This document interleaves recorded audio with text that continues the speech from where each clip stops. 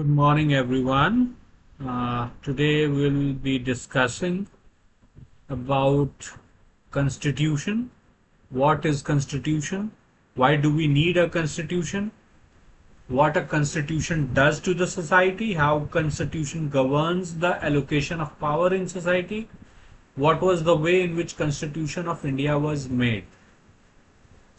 So before we move ahead, uh, the sole aim of our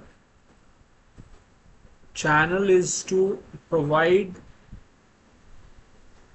you with clarity of how and what you can fetch from a general studies material, how you can go through, because general studies is a vast uh, paper where you don't have limits. So how you can limit the GS with what to study and what not to study. To begin with, imagine yourself to be a member of reasonably large group. Further, imagine that the group has different characteristics. Members of this group are diverse in various ways. When there are diverse people with different uh, color, different language, then obviously there is a need of a set of rules so that different groups are handled in a proper manner and a harmony is maintained in the society.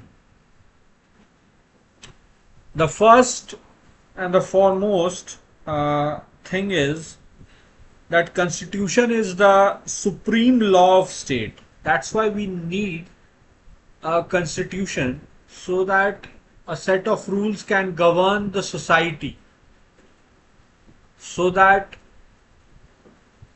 there is we don't have barbaric environment. To avoid that barbaric environment, we need to have a constitution.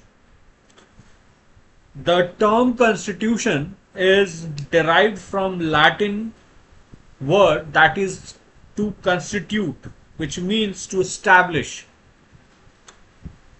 Constitution is basically a document of a state.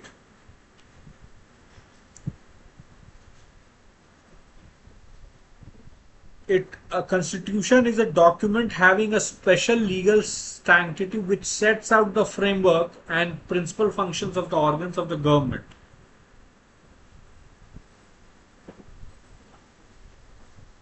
What does the constitution do to the society? The constitution helps in fulfilling the aspiration and goals of the society. How does the constitution govern the allocation of power in society? The constitution allocates the power or enables the government to take welfare measures.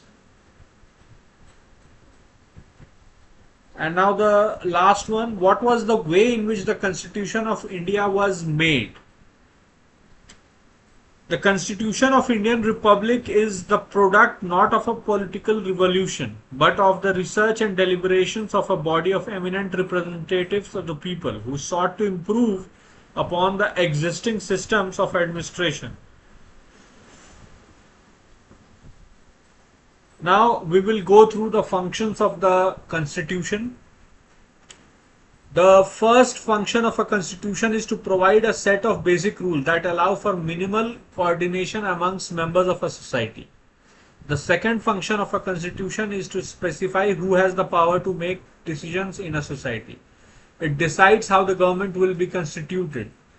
The third function of a constitution is to set some limits on what a government can impose on its citizen. These limits are fundamental in the sense that government may never trespass them. The fourth function of a constitution is to enable the government to fulfill the aspirations of a society and create conditions for a just society. Thank you, friends. In the next session, we will be going through the different kinds of constitutions, and we will discuss more in details about the functions of the constitution. For then, see you again in the next session. Thank you.